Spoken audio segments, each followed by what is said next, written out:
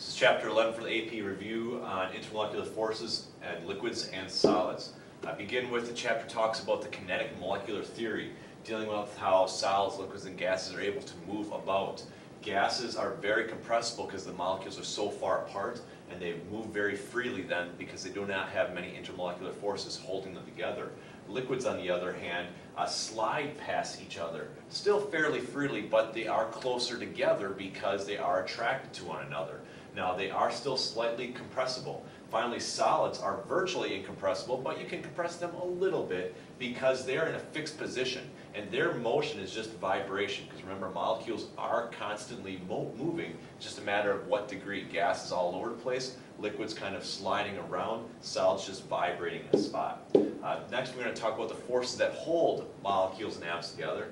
These are referred to as intermolecular forces. These are attractions between molecules, not to be confused with intramolecular forces, which are like nonpolar and polar covalent bonds, which is what this next part is here. Van der Waals forces has many different categories. The first is referred to as a dipole-dipole. If you recall when we talked about polar molecules have a positive and a negative end, or a dipole, a direction where the electrons are. Because they have a positive and negative end, they can attract the positive and negative end of another molecule. That is referred to as a dipole-dipole force. Next is hydrogen bonding. Hydrogen bonding is a specific type of dipole-dipole, like water, for example, is H2O. Well, when there's hydrogen with either oxygen, nitrogen, or fluorine, that is going to create a hydrogen bond. A lot of students are confused, though. They think the hydrogen bond is the HO part of H2O, but it's actually one water molecule attracted to another. So again, a hydrogen bond is a specific type of dipole-dipole, stronger than normal dipole-dipole because of that difference in electronegativity with hydrogen and fluorine, nitrogen or oxygen, creating those partial positive and partial negative charges. Dipole and induced dipoles when you have a polar and a nonpolar molecule mix. A good example is why soda is carbonated. Carbon dioxide is a nonpolar molecule, water is a polar molecule, and yet it's able to dissolve some of that carbon dioxide. The reason being is when a nonpolar molecule, which has no partial charges, comes close to a polar molecule with a dipole, that dipole can force that nonpolar molecule to have a partial charge and attract to it. So it's inducing it to have a dipole when it normally would not. The last one on this slide is going to be a dispersion force. Dispersion force, sometimes referred to as London dispersion forces, are between two nonpolar molecules. If you realize electrons are constantly circulating around a molecule, at some point the electrons might be on the bottom end, which makes the bottom end of the molecule the negative end for a split second, and the top end is the positive end. Well, if another molecule nearby has the exact opposite, then what can happen is their slight or very brief dipoles can connect one another. Larger nonpolars can have a lot of dispersion forces, which then can cause them to be held together. Like cooking oil is nonpolar and yet a liquid at room temperature because it's a large molecule with a lot of dispersion forces. The last force, which isn't technically a van der Waals force, is called ion dipole force. This is often involved in dissolving because if you look at it, an ion is an ionic compound. Dipole is a polar compound, so when you dissolve salt in water, the Na+ is attracted to the partial negative of the oxygen in water, the Cl- is attracted to the partial positive of the hydrogen in water. Some properties of liquids to go over is surface tension. Surface tension is the energy required to stretch or increase the surface of a liquid. So again, if you're able to put something on a pool of water and it floats on the top, that's because of surface tension. Adhesion is attraction between unlike molecules as opposed to cohesion, which is attraction between like molecules. An example of adhesion is why you have a meniscus when you measure out liquid in a graduated cylinder. Unlike molecules would be the glass molecules and the water molecules attracting one another. The water climbs up the side of the graduated cylinder to give you that dip. Cohesion, on the other hand, is again molecules attracted to one another. Viscosity is the last one for this one. Viscosity is referred to the measure of a fluid's resistance to flow. So the higher the viscosity, the slower it would move. Terms like slow as molasses. Molasses has high viscosity. Motor oils want to stick to the sides of the engine parts to lubricate them. They have high viscosity as well. To move on with solids, solids are sometimes broken down into what's referred to as the unit cell, which is the basic repeating unit for the solid. The first example I have is simple cubic cell. which is 1 atom per the unit cell. The second one is the body-centered cubic, which is 2 atoms in a unit cell. And the third is the face-centered cubic, which is the closest packed, and 4 atoms per unit cell. You recall in the fall semester we had you calculate the density of a unit cell. As far as I'm aware, this is not a calculation you need to know, so you should be okay there. By the way, if you need a review of what this is, if we look over at the board here, a simple cubic is just atoms stacked on top of one another. So there's no special way that they're fitting in the grooves. The reason why there's only 1 atom per unit cell is this is the simplest repeating unit. On the other hand, a body-centered cubic, what it does is its first row might be the same, but the second column gets in the grooves of the first. And then the third is a repeating of the first unit. It's a little harder for me to draw a face-centered cubic which has 4 atoms per unit cell because your first row is just like this, the second is in the grooves, the third is in the grooves of those grooves but aren't directly over that, then the fourth repeats that as well. So face-centered cubic a little trickier to draw out. Simple cubic though is just stacked on top of each other. Body-centered is fit in the grooves of the first, then the first and the third are the exact same. So those are the stacking types that we talked about in class.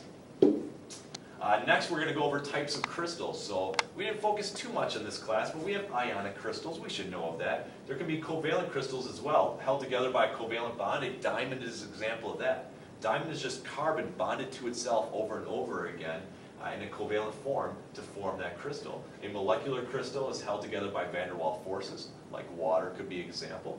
And then a metallic crystal involves delocalized electrons. Delocalized electrons is something we really didn't talk about too much, but if you think about a metal, a big chunk of metal, the metal isn't covalently bonded to itself. So if I had a brick of lead, it's not like little lead is bond to lead over and over again the way diamond with carbon is. What happens is the electrons in lead act over the entire surface of it. So when we say delocalize, instead of me having lead with its electrons dedicated only to that atom, its electrons can be dedicated to the entire brick of lead in this case. One of the reasons why metals are so good at conducting electricity deals with this delocalized of electrons idea. Lastly, amorphous solids are those that lack a regular 3D arrangement. Glass is a good example of that. Some things, when you cool them too quickly from the liquid to the solid phase, is when they're more likely to become amorphous because they don't have time to arrange in their stacking pattern that I mentioned before on the board. We're going to move on to phase changes now. To begin with, for a phase change, the liquid-vapor equilibrium, so when you go from a liquid to a gas, is referred to either as evaporation or vaporization. So if you are going from the liquid to the gas, that's what you'd call it. On the other hand, if you were going from a gas to a liquid, it'd be called condensation. Equilibrium vapor pressure is defined as the vapor pressure at dynamic equilibrium between condensation and evaporation. And then lastly, the Clausius-Clapeyron equation. What we gave you there, and I'll draw that equation up on the board for you, I'm uncertain if you're going to need to know the Clausius-Clapeyron equation or not. But even if you don't know the Clausius-Clapeyron equation or don't need to know it for the test, the Clausius-Clapeyron equation was a very good example of how you have to make sure your units are correct with the correct R value.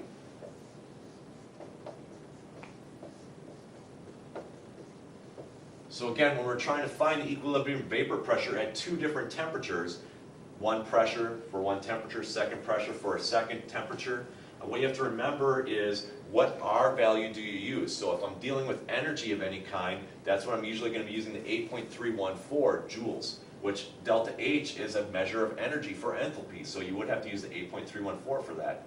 Although typically, delta H is measured in kilojoules per mole. So you'd have to convert your delta H from kilojoules per mole into joules per mole. Then you could divide by the R value, which is also in joules per mole Kelvin. So it's a little complicated to think about, but at the same time, even if you don't have to use this equation, which I'm uncertain if you have to or not, you should be able to look at any sort of equation and identify units. And now something that when we practice that, we had to make sure that these two are in the same units or else they don't properly cancel out. If we go back to solid and liquids now, melting and freezing are the equilibrium states between solids and liquids. Solid vapor equilibrium, sublimation and deposition are these two. So solid to vapor is a little more unusual, going from a solid to a gas. If you're going from a solid to a gas, that's sublimation. Dry ice is a very good example of that. Deposition is the reverse process, going from a gas to a solid. That would be things like frost forming on your windshield. The molar heat of sublimation is equal to the molar heat of fusion plus the molar heat of vaporization. So I'll draw what you would see that as on the board here. So that delta H of sublimation is equal to the delta H of vaporization plus the delta H of fusion I have. Which fusion again is referring going from a solid to a liquid. This is liquid to a gas. So if you add these two up, it would just be going from a solid to a gas right away. So it's something that we did bring up a little bit, I believe, on a web assignment once upon a time. But at the same time, if I want to figure out the energy for sublimation going from a solid to a gas, I can break it up into its parts. Solid to liquid, liquid to gas. Add those two up. There you go. Next thing we need to be aware of is phase diagrams. We have two of them. One is called a heating cooling curve, which is on this side here. On a heating and cooling curve, you have slopes and plateaus. The plateau is where a phase change is occurring. In this case, B to C is showing going from a solid to a liquid. D to E is showing a liquid to a gas. And the time is the amount of heat needed in order to break all those intermolecular forces. So you have your lattice structure usually that's being broken from B to C, and you have hydrogen bonds or dipole-dipole or London dispersion forces, whatever it may be, broken here. This first slope right here is a solid, then a liquid, and then a gas. Now we're going to use this on our last slide as well with a calculation. It is a graph that we showed you both in Chem 1 and in Chem 2. A graph that we only showed you in Chem 2 was the phase diagram. The phase diagram talks about temperature and pressure relationship for an element. And you'll notice that there's a dot right here. Letter A is the triple point. There is a point for most substances where it can exist as a solid, liquid, and a gas. So that's the triple point there. On the very top on the right-hand side is the critical point. The critical point is the last point at which it can exist as a liquid. At that point, there is too much temperature in order for it to exist as any other state other than a gas. The other thing that we might bring up or you might have to see is the slope between the solid and the liquid. Now, sometimes what would be normal is as you increase pressure, things become more compact. And if they become more compact, it's going to favor the most dense state of matter. Most substances, the solid form is the most dense state of matter. So you'd see the slope of this line going in this direction instead. Now this one, although it's slight, is actually sloping a little bit here. So as pressure increases, you're going to have more liquid. This is probably going to be for water then, because water is one of those unusual substances that is more dense as a liquid than it is as a solid. So the slope of this line is not going to be a positive value if it was going this way. It's actually going to be a slightly negative value. The last thing we're going to do on the board is a calculation. So we're going to use that heating cooling curve. It says calculate the amount of energy in kilojoules needed to heat 346 grams of water from 0 to 182 degrees Celsius. So again, this is the last thing we're going to do on the board here. What I often do is I start off this type of question by drawing the heating and cooling curve. And then I label where did I start, where did I end. It says I'm starting at 0 degrees water, which I know water, solid to liquid, is 0 degrees. And I'm going to go up to, it states, 182. By doing it this way, I can see that I can't calculate this in one step. There's one step here, finding out how much energy is required to go from 0 degrees Celsius water to 100 degrees Celsius water. There's a second step here where I have to figure out how much energy is required to have liquid water turn into gaseous water. And then there's a third step right here, which is going to tell me how much energy is required to go from 100 degree gas to 182 degree gas. What we're going to use is the equation I showed you for calorimetry a little while ago for step number 1. Q equals ms delta T, where you might see it as a C value if you recall on the AP test. So step number 1, I'm going to have the mass of water, which the mass of water given to me is 346 grams. The S value for water, I'm not certain if you have to memorize or not. It's 4.184. That's joules per gram degree Celsius. And then the change in temperature is 100 degrees Celsius. Step number 1, if I multiply these three values, will give me 144,766 joules. Now, the question asked for kilojoules, so I'm immediately going to convert that over. And I'm just going to stick with 3 sig digs here, call this 145 kilojoules. Step number 2, there is no change in temperature going from here to here. Instead, what's happening is it's vaporizing. So what we'll do is our Q will equal the delta H of vaporization times the mass. So if I plug that in, the mass is going to be 346. By the way, I'm sorry, on my slide I kind of give you some of these values here. 346 grams. If they give you the delta H of vaporization in kilojoules per mole, like the slide shows you, then first thing I have to do is convert this into moles. 1 mole over 18.02 grams. Now, grams would cancel out, I'd be in moles. I can multiply by the 40.79. 40.79 kilojoules per 1 mole. When I do that step then, going from grams to moles to kilojoules, I would end up with 783 kilojoules. I'm running out of space, so I'm going to erase this top part here, although I'm going to remember my 145 from step number 1. And I'm going to solve for step 3 now. Step number 3 is going from 100 degrees Celsius to 182 degrees Celsius. The mass of the water, still 346 grams. The S value of the gas is different than of the liquid, it's 1.99. And finally, the temperature change is 82 degrees Celsius. When I multiply these 3 together, I end up, and I'll convert it right away to kilojoules for you, with 56 kilojoules.